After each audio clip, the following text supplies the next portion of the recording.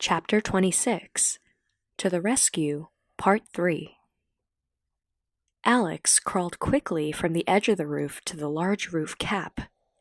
She thought that Kara was right behind her, but Kara was still peering over the edge. "What are you looking at?" Alex whispered.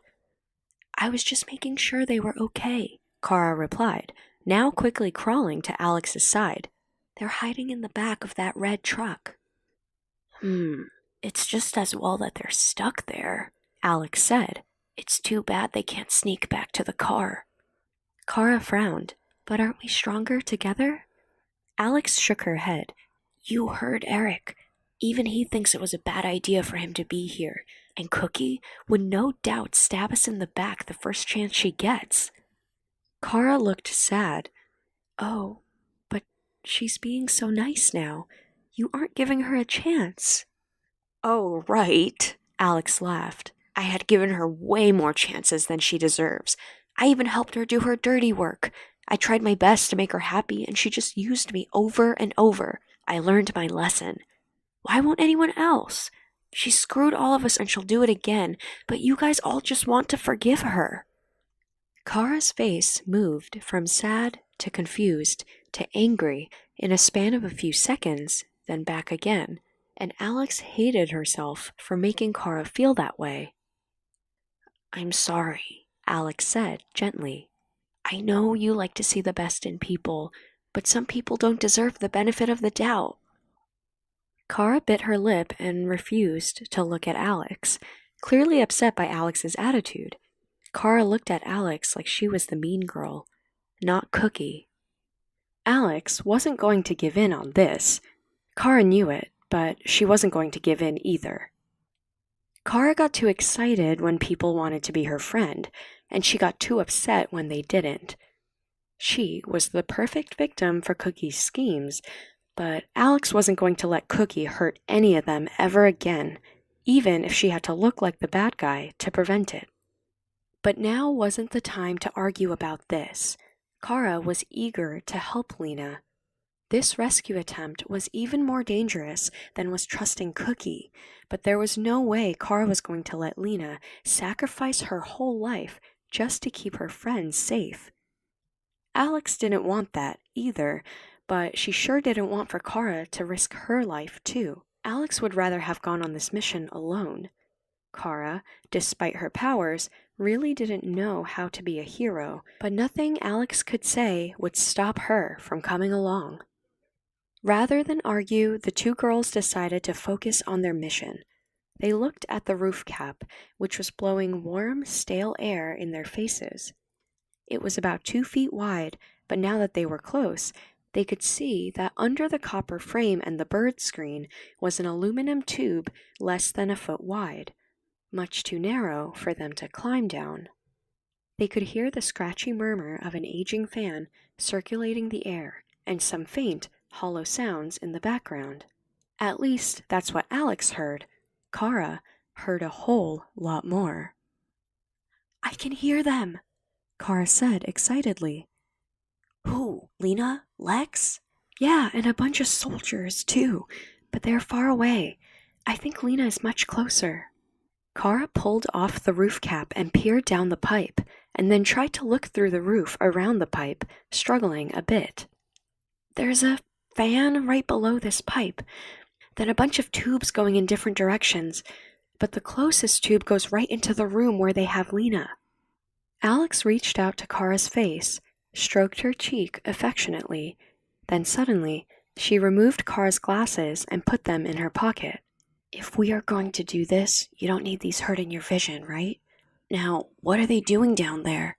Kara said, swallowing, looking a little ashamed at having her glasses removed, which made Alex feel guilty. Alex and Eliza had done this to Kara, making her feel sometimes more ashamed to show her powers than to show her body. But now, with a little encouragement, Kara was starting to feel not just powerful, but also empowered. Kara peered through the ceiling like it wasn't even there, and she listened closely to the conversation through the pipe. "Lex captured 2 men down there. He's asking them for hints about launch codes. but it seems like he doesn't care what they say. Maybe he wants them to think about the codes so Lena can read their minds, Kara said, with insight that impressed Alex. But Lena is not saying anything, kind of like she can't read their minds or she doesn't want to. Oh no, one of his jerks just shoved Lena to the ground, yelling at her. Kara was shaking with anger suddenly, and she looked like she was about to punch her way through the concrete just to get inside. Alex raised her hand. Calm down. They don't have the codes yet, so they aren't going to hurt Lena. Not seriously, at least. Not until they have what they want. So we have time to figure out a way to get in there that doesn't involve collapsing the ceiling above them. Oh, okay, Kara said, nodding and collecting herself. She stood up on the roof, despite that it might make her visible to someone on the ground below, but the black dress and the wig she was wearing was pretty good camouflage against the night sky. Kara walked around the pipe, looking down, then processing the scene like a pro. She gave the pipe a small nudge, then the slight curve of a smile wrinkled her lips. I think this pipe is stuck to this heavy block, but the block is kind of loose. Maybe if I pull hard on the pipe, the whole block will lift out and we can climb down the vents. You are getting good at this, Alex said, giving Kara her best, I'm impressed, look. Okay, we're in business. Eric wished his friends could understand how embarrassing it was sometimes when his private feelings became public. Nobody ever seems to appreciate how hard he tried to keep his emotions in check. He had learned many tricks to keep his passions down, because when his feelings got away from him, it was like he let out a big fart in a crowded room. Victims never knew where the disturbance came from, except Lena, but it was embarrassing nonetheless. Sure, his embarrassment also became a public feeling, but everyone felt that feeling differently. Lena sometimes joked that Eric was the only teen that everyone knew exactly how he was feeling. But that was not quite true. Sure, his feelings radiated to everyone around him, but that was not the same as people understanding what he was going through. It was like they were all using the same recreational drug, but people can all experience that drug differently. Someone might say that they're having a high, and another would say that they are fucked up. Eric always felt like he was experiencing the drug that was his life alone. He couldn't talk about his feelings honestly without really embarrassing himself, so it just didn't matter if they were all high together. It was never the same high. That's why having someone like Lena as a friend was so important to him. She gave him permission to feel without worrying that he was in some way invading people's hearts and minds. Now he had 3 friends who knew his secret, and he had never felt so lucky. He just wasn't sure about the girl he was with now in the bed of that truck, but he hoped she would be his 4th friend because things were feeling pretty intimate right about then. When all 4 of them had been riding in the absurdly cramped rear of the Porsche for an hour, Eric wasn't sure he could take it. First, having the utterly adorable Kryptonian rubbing up against his lap with her very warm body was a recipe for disaster. He had done better with Cookie, limiting his contact with her to his feet, and he was understandably wary of her, allowing him to keep some emotional distance. Now was a different story. The girl and boy were laying face to face in the cramped bed of a pickup truck. Eric was being pushed into Cookie from the wheel well, pressing into his back, and Cookie was pressed into Eric from heavy boxes on the bed behind her. It was an absurd mix of discomfort with pleasure. The grooves in the floor pinched his side while Cookie's soft sweater was pressing into his chest. One of his arms was pinned over his head and quickly losing circulation, while his other arm was wrapped around Cookie as if in an embrace. The musty tarp they draped over themselves smelled faintly of oil and spider webs, while Eric admired that Cookie's breath smelled nice, even after such a stressful day. He worried how his breath smelled, since he hadn't even brushed his teeth that morning, more than 13 hours ago now. His emotions were going crazy in a feedback loop, but he knew Cookie could feel his feelings, and likewise, she couldn't hide her feelings from him, because when his feelings were this strong, and when they were this close, he knew his feelings were rubbing off on her in some way. As embarrassing as all of that was, he could handle it because there was a much bigger danger than how he and Cookie would feel about each other after this. There were several soldiers standing just beyond the truck, talking about their orders, and they were definitely close enough to be put on edge by his psychic energy.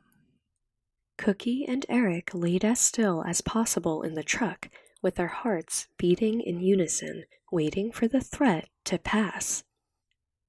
One soldier said, "This is crazy. There's no fucking door and no fucking windows back there. What's the point?"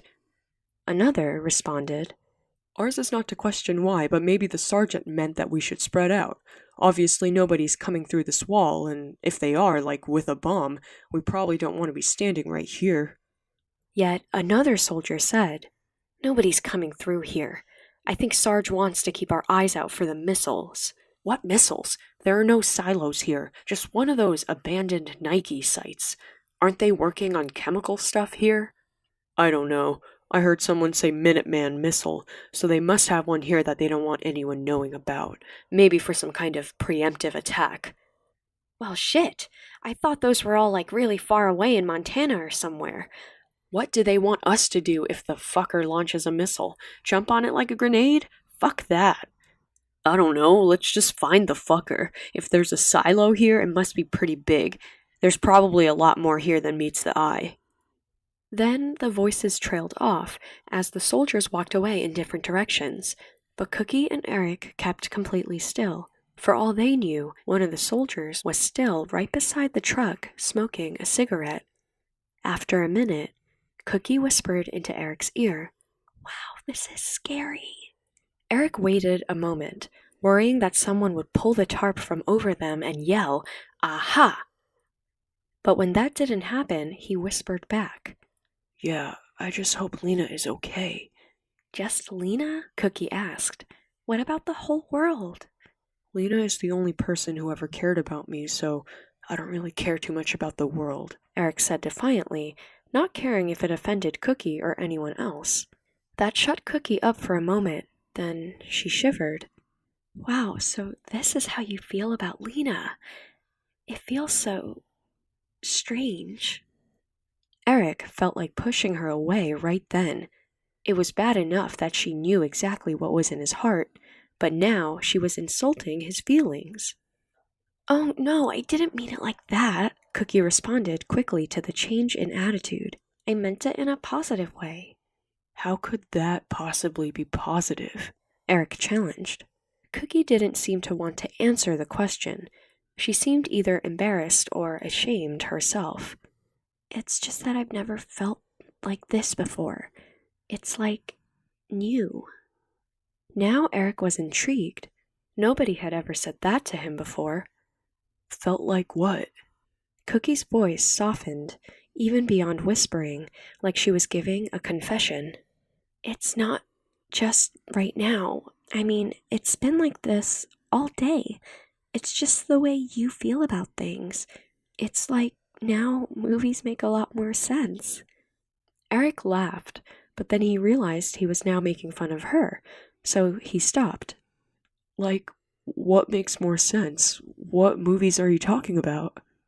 "All of them," Cookie said. And then Eric realized that Cookie was crying. He felt her tears as she moved to wipe them away, and that shut him up. The Ice Princess was melting, and he had never seen it coming. Up until now, Eric had been trying to pretend like they weren't pressed together like two pieces of a puzzle. Up until now, he didn't know what to make of Cookie's sudden turnaround today. But now, he pulled her in even closer and whispered in her ear, Hey, it's okay. We'll get out of here. Everything will be fine." He was pretending like he didn't know what was going on, thinking that is what she would want. But now, Cookie seemed stronger, and she was determined to share what was happening to her. No, I'm okay, Cookie insisted. It's just overwhelming. Do you know what I mean? Well, I'm not sure, Eric said. My feelings are contagious, but feelings come in layers. Some feelings are entirely yours. I have a shrink, did you know that? Cookie said a little too loudly, but by now it was pretty clear that the soldiers had moved away from the truck. No, Eric replied, surprised. Yeah, my parents were always getting upset with me, so they sent me to a counselor to figure out what was wrong with me, Cookie said, laughing. The funny thing is that they found something. They said that I showed sociopathic tendencies and that I didn't feel things right and that I couldn't empathize. I didn't know what they were talking about. It sounded like they just wanted to brainwash me into being a good girl, demure and humble. So I pretended and everyone left me alone. I guess I got pretty good at knowing what people wanted without ever wanting the same things. I just wanted control. I thought that the happiest I could be was when I was in control. Then last week I lost that control, she continued gravely. Everyone turned on me, and they even got me drunk. They fucking raped me and posted pictures online. You know, that gave me a taste of my own medicine, but that wasn't the bad part. The bad part was that it didn't matter. I know that sounds totally stupid, but all that shit that went down just made it clear that they didn't care about me, and I didn't care about them. It was all meaningless. It was all some kind of fucking game we play in high school, and it just made me feel empty, but that's how I always felt. So it was also meaningless, so hopeless, and so familiar, so I thought I can take it, Cookie said, defiantly, but the pain in her eyes told Eric that she was pretty devastated. And then Kara came along and gave me that coin, and I felt something. What she did, it meant something to me. Maybe it was because you were there hiding, and I was feeling what you were feeling, but I didn't know that, and I don't even care now. It didn't change that I felt something. It didn't even feel good. In fact, it felt terrible because I knew I didn't deserve any kind of gift from anyone, and definitely not from Kara. But it also felt amazing because I was actually feeling it, and I've never felt that way before. Then, after you guys went away, that feeling slowly faded away too. That's why I had to be with you guys today. I needed to feel that way again. I know this sounds stupid. I know today has been a really bad day for a lot of reasons, but in another way, it has been the best day of my life, and it's all because of you. Eric was floored. Just a minute ago, he was wondering if he could ever trust her, and now he felt like he had never met anyone so honest. He worried that maybe he was starting to like her too much. Getting in through the roof was not as easy as Kara had suggested. Although the block on the roof was not sealed into place, it literally weighed a ton, and pulling it out without making a lot of noise was tricky, especially for someone who was inexperienced with her powers. Then, she had to disable the fan that was blowing air through the pipe from below, and finally, the girls needed to descend through the pole into the air ducts without making a racket, and that was the hardest part of the plan. The air ducts were made out of thin steel that naturally amplified any sounds in them. But once they were crawling in the air ducts, the task was much easier. The tunnels were apparently made so that a large man could crawl through to clean them, but the ducts were plenty roomy for 2 teenaged girls. Kara and Alex crawled so carefully and slowly that they barely even made a creak in the ventilation structure. They only needed to crawl about 10 yards before they were directly above the room where Lex was strongly encouraging Lena to reveal the launch codes. Now space was getting very tight, as Alex crawled beside Kara to get a better look through the air grate and to share whispers with her sister without being heard below. Kara needed to lay on her side while Alex inched her way forward until they were face to face, bodies touching, very much like what was happening in the truck outside between Eric and Cookie. For two girls who have been sleeping together for a couple of weeks, Kara was surprised by how intimate this felt. She felt naughty and insecure and affectionate, but that was all so inappropriate. Okay, we got here, so now we just need to come up with a plan, Kara whispered, trying to focus on their mission rather than her sudden, insane urge to make out. If Alex was feeling the same way, she didn't show it. Her eyes darted around as confusion wrinkled on her brow. Why aren't the good guys storming into here already? Kara pointed with her eyes through the grate just out of view. The door there is huge like a vault, and the walls are crazy thick. A lot of the guys aren't even in the building anymore. I think they're trying to do something outside. Alex frowned. Then this is really up to us. So should I break out of here and tie them up? Kara suggested, struggling to even state a plan because she was not sure if she could hurt anyone if it came to that. Tie them up? Alex repeated, mockingly. I hope you're prepared to do more than that. See that gun next to Lex? That's what blew you out of the sky earlier. Kara stared at the gun nervously. She was tempted to simply blast it with her heat vision so nobody could hold on to it, but that would tip their hand, and maybe they had other surprises waiting for her in that room.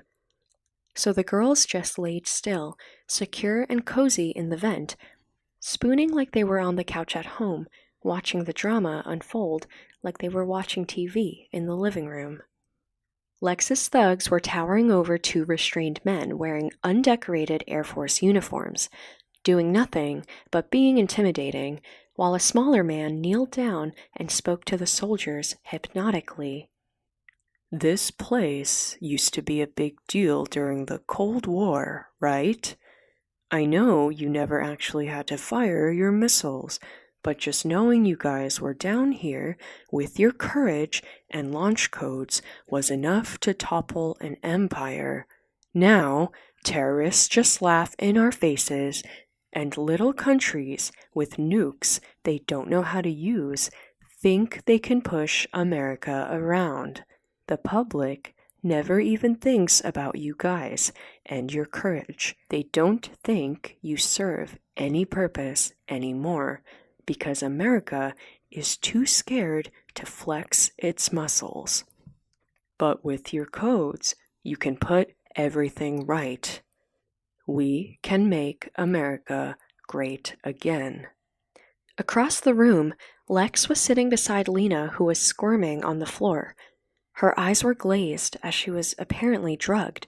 Lex spoke to her quietly, like he really cared. Are you comfortable? I'm sorry to keep pushing you, but I know you must have picked up the codes by now. These tools aren't the kind of men who could keep their thoughts under control. Remember, you agreed to help me if I let your friends go. A deal is a deal.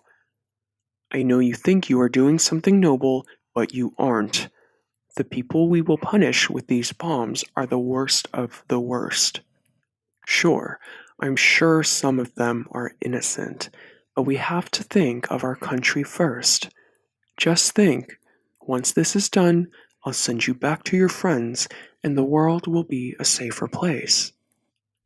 His voice suddenly seemed less patient when he asked, So what do you say, sis? Lena shook her head with tears in her eyes, but for a moment she looked up across the room, and Kara was sure she was looking right at them, sensing them through the metal pipes, drawing courage from knowing they were there. Kara bit her lip as determination grew and her patience slipped away.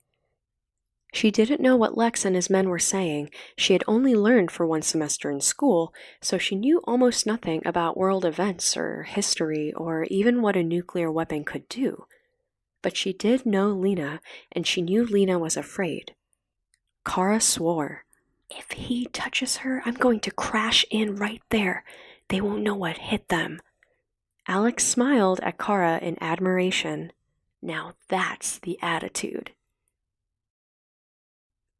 Do you remember my plan? Cookie asked. You know, the one I mentioned in the car? Eric nodded. Yeah, it seemed a little crazy to me to think that a little mood enhancement could actually stop World War III. I don't know. Cookie countered, full of admiration at Eric's power. You managed to totally turn the school over to Kara's side and upend everyone's opinion about the dress code just by getting a boner in class. Eric laughed, a little embarrassed. I think that was mostly Kara. But it wouldn't have happened without you, Cookie insisted while she caressed his face. I don't think you fully appreciate what your power can do. You can fix people who are broken. You're fixing me right now. Maybe if your feelings are strong enough, you can make Lex feel something he's never felt before. Eric was melting under Cookie's touch. I don't know if giving Lex a boner will actually solve anything. Cookie felt like slapping him, and her voice turned hard. Be serious. I'm not talking about sex.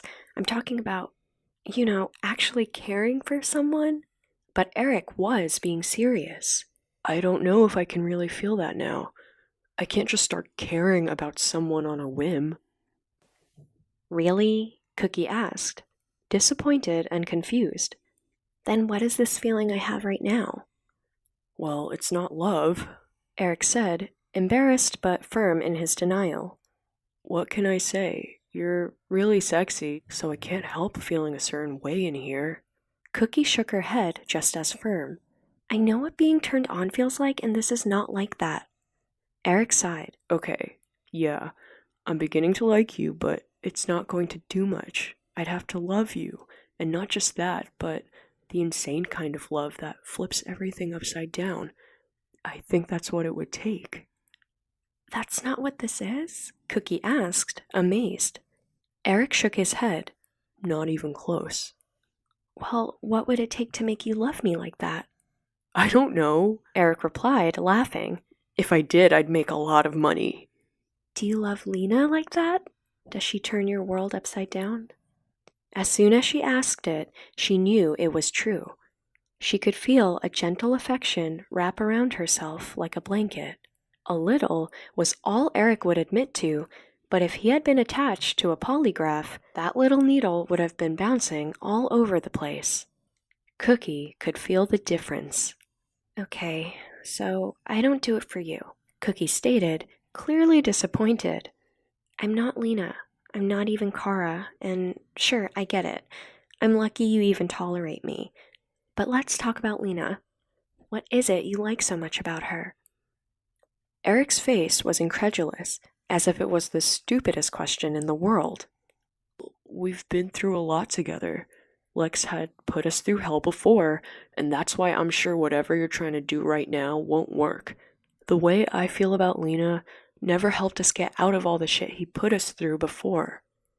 Did you know that Lena and I were kind of close last year? Cookie said, ignoring Eric's negative attitude. We were as close as I'd ever been to anyone anyway. She was a little weird, but I thought she was pretty cool. She never judged me, so I liked talking to her. Then she told me about that mind-reading stuff, and I freaked out. She knew stuff I didn't want anyone to know, so I felt like I needed to destroy her. If you were trying to make me like you more, Eric almost spat out, you're doing a piss-poor job of it. Cookie nodded. I know, but the thing is that Lena never gave up on me. It was like she knew there was a glass lamp that just needed to be primed, but she didn't know how to set the flame. Until today. Until you came around. Because of you, I finally see how Lena really is. I totally understand why you would prefer her to me. It's no contest, and I can accept that, but I hope we can still be friends because you are making all of the difference for me, even if I don't understand why you're making me feel the way I'm feeling. Eric swallowed as though he was having trouble digesting all she had said. Okay, maybe I'm a little confused too. Everybody acts like love is this simple thing. In mid-sentence, Cookie's lips suddenly locked on Eric's. She awkwardly put an arm around him and pressed in tight, desperate to not let this moment pass. Then Eric abruptly pushed her away, because in her enthusiasm, she had pressed his back against the wheel in a very uncomfortable position. I'm sorry, Cookie apologized, trying to collect herself. So sorry, I just wanted to know what this would feel like. Not a kiss, I mean, I've done that before, but not when I really. Eric leaned in, and their lips were locked again, more gently, but with no less passion.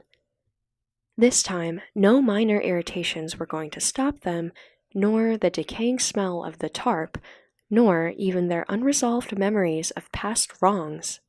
These bitter ingredients only added an exotic flavor to their feast, making it even more special. The sound of the machinery cutting into the wall meant that the time for patience was at an end. Kara could see people fixing explosive charges outside the room. The walls were reinforced with steel bars, so one round of explosives probably wouldn't be enough for the cops and the agents and soldiers to blast their way in. Time was running out. Damn it, Lena. Lex said desperately. You know if you don't tell me the codes, I'll have to torture these men. Let that be on your deluded conscience. Please don't, Lena pleaded as she looked sadly at the stoic soldiers who were ready to meet their fate. Then, a loud, dull sound shook the room. The explosion barely knocked some paint off the wall, but Kara could see heavy damage on the other side. Lex grabbed Lena's arm roughly. All right, you win. You've turned stubborn as fuck since the orphanage, but I'm gonna tame you again. It's just a matter of time. This mission is fucked. There's no time to torture anyone, and these guys would probably be tougher to crack than most. So let's go. Lena looked bewildered. Go where? We're trapped. Lex laughed. You didn't think we'd come here with no plan to get out, did you? Right behind these shelves is a door to some stairs that lead down, way down.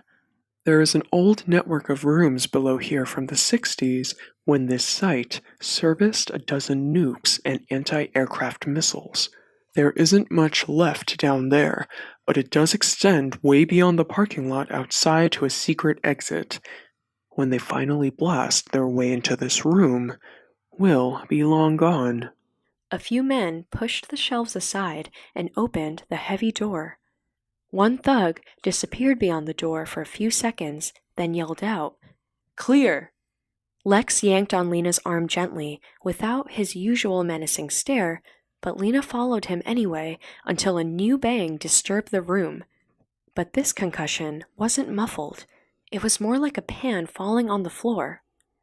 They all looked across the room, where they saw a girl dressed in black climbing out of the ceiling and then falling very gently to the floor, landing like a ballerina. They stared with saucer eyes as she walked towards them with innocent determination. Who the fuck are you? Lex asked, more amazed than upset. Apparently, he didn't recognize Kara since she was wearing a wig and had removed the glasses. He had barely got a good look at her before, anyway. I think you should let Lena go, Kara said simply, without any hint of a threat. Who is she to you? Lex asked. And why would I do that? Lena is my friend, Kara replied. Everyone really likes her at school, and we would miss her. She is happy there. You are acting mean, but she is your sister, and I know how special that is. Do you really want to make her a criminal like you? If you let her go and let her be happy, maybe she will forgive you for all of this someday. Alex was watching the scene unfold from the ceiling. She had recommended that Kara crash into the room and disarm them before they knew what hit them, but Kara did what she always did. She decided to just ask nicely. Alex could barely keep herself from yelling out and spurring her sister into action before Lex could reach for that horrible gun. But Lex wasn't threatening Kara or dismissing her request outright. Yes, she is my sister, Lex said simply. I'm not going to hurt her. I'm going to make her more powerful than she's ever known. What do you think you can offer her? Kara looked at Lena sadly. She reached out her arms like a gentle angel and said simply and strongly, I can love her. Another boom shook the room, this time cracking the wall and sending dust through the room. But even that could not distract Kara and Lex. Lex scanned Kara's eyes, then he saw how Lena looked at her friend. He let go of Lena's arm and threatened Kara. Okay, she's not worth the effort anyway. Just remember, if you save someone's life, you are responsible for them. Lex snapped his fingers and started walking away, followed immediately by his men. They disappeared through the door, then down the stairs, locking another blast door behind them. Kara rushed over to Lena. Are you okay? Lena nodded, then she quickly turned to look at the two soldiers who were still handcuffed to a pipe near the floor. I'm so sorry, she told the men. I never wanted any of this. The two men didn't react, as though this might all be a part of a trick. Kara walked up to them. She snapped the chains off their handcuffs like they were made of styrofoam. Alex climbed down into the room, amazed at what Kara had done. She asked, How are we going to get out of here? We can't go out the doors. Kara nodded, then she walked under where the ducts were in the ceiling. The structure was very flimsy, so Kara simply reached up through the thin panels and yanked a whole section of the ducts straight down, revealing a hole in the roof they had just climbed down. Kara boosted Alex back up through, and she had to carry Lena, who could barely even stand from the drug. Alex helped pull Lena the rest of the way to the top of the roof. Before Kara jumped up and climbed out herself, she looked at the soldiers who were watching in amazement. Do you want some help getting out? Kara asked. They ignored her and instead walked over to the huge blast door that was separating them from their fellow soldiers. Kara shrugged. Just asking. When they next looked her way, she was gone.